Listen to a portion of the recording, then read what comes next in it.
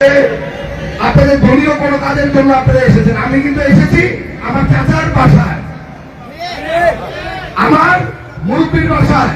কারণ আমি যতদিন রাজনীতি করেছি, ছোটকাল থেকে আমি ওনাকে আমার গার্জিয়ান হিসেবে মেনেছি। ছোটকাল থেকে ওনার আদর্শে আমি দেখেছি উনি সৎভাবে সুন্দরভাবে একটি রাজনীতি করে। এই আমি ওনার বাসায় এসেছি, যাকে বলি সেই রূপগঞ্জের সবচেয়ে সুন্দর করে রাজনীতি উনি আগিয়ে রেখেছে। ওনার বাসায় আমি এসেছি। আজকে এখানে আমি মনোনয়ন পেয়েছি, আমি এই কথা কিন্তু বলি না। আমি বলি মনোনয়ন পেয়েছে রূপগঞ্জের প্রতিটি মানুষ। কারণ রূপগঞ্জের মানুষ যা চেয়েছে দল তা করেছে, এটা কিন্তু আমার কিছু নাই।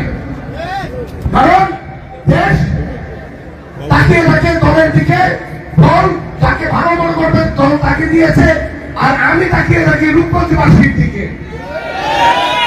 এখানে আমার চাচাকে আমি একটা কথা বলি, উনি সারা জীবন সেইভাবে করে রাজনীতি করেছে। উনি ছাত্র জীবন থেকে উনি ছাত্র জীবনে রাজনীতি করেছে, ছাত্র জীবন থেকে উনি জেলে গিয়েছে, উনি মুক্তিযোদ্ধা করেছে, উনি রূপগঞ্জে সেইভাবে করে বিএনপিকে আগিয়ে রেখেছে। এটা কিন্তু আমরা অনেকে রাখি নাই। আজকে আমি আশা করব যে